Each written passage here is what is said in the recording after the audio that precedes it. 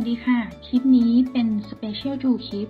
หรือจะเป็นการสอนวิธีการใช้งานเครื่องมือพิเศษในโปรแกรม Modex TD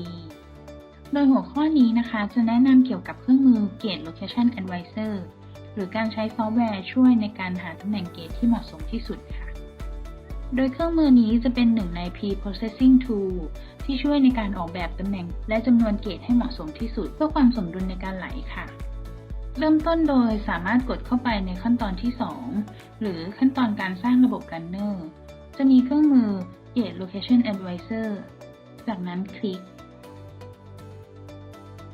จะมีหน้าต่างการตั้งค่า Gate Location Advisor ขึ้นมา สามารถตั้งค่าได้ด้วยตัวเองและแบบอัตโนมัติ รวมถึงสามารถกำหนดจำนวนเกตที่ต้องการวางได้ในช่อง Number of Gate ตัวอย่างเช่น 1 เกตและในแถบถัดมา Non-Gating Side Direction เราสามารถกำหนดแกนที่ไม่ต้องการให้เกตไปวางได้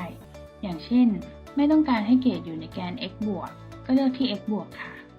นอกจากนั้นยังสามารถเลือกพื้นผิวที่ต้องการวางเกตได้ โดยการเลือกที่ Constraint Gating Region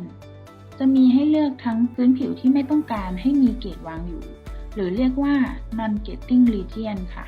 และพื้นผิวที่เราต้องการวางเกตหรือเรียกว่า Gating Region ค่ะ อย่างเช่นในกรณีนี้เป็นกรอบโทรศัพท์ เราอาจจะไม่ต้องการให้เกตไปวางอยู่ด้านหน้า เนื่องจากตรงบริเวณนี้เป็นพื้นผิวที่เราไม่ควรมีรอยใดๆ สามารถเลือกเป็น Non-Gating Region และกด Select Face เลือกพื้นผิวด้านหน้าเพื่อไม่ให้ซอฟต์แวร์ไปวางเกตในบริเวณนั้นๆ ค่ะ และในทางกลับกันถ้าเราพอทราบอยู่แล้วว่าควรวางเกตในพื้นผิวด้านไหนสามารถเลือกเป็น Gating Region เพื่อกำหนดให้ซอฟต์แวร์วางเกตลงในบริเวณนั้นๆจากนั้นคลิกที่ Select Face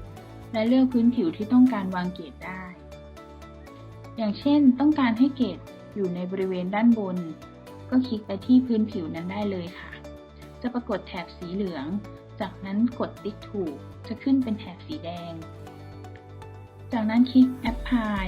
ซอฟต์แวร์จะทำการหาตำแหน่งที่เหมาะสมก็จะมีเกตปรากฏขึ้นมา นอกจากนั้นเราสามารถเช็ค Full Length Ratio หรือค่า L ต่อ T ของ Material ที่เราจะใช้ได้ว่าจำนวนเกตที่เราใส่เพียงพอต่อการฉีดให้เต็มหรือไม่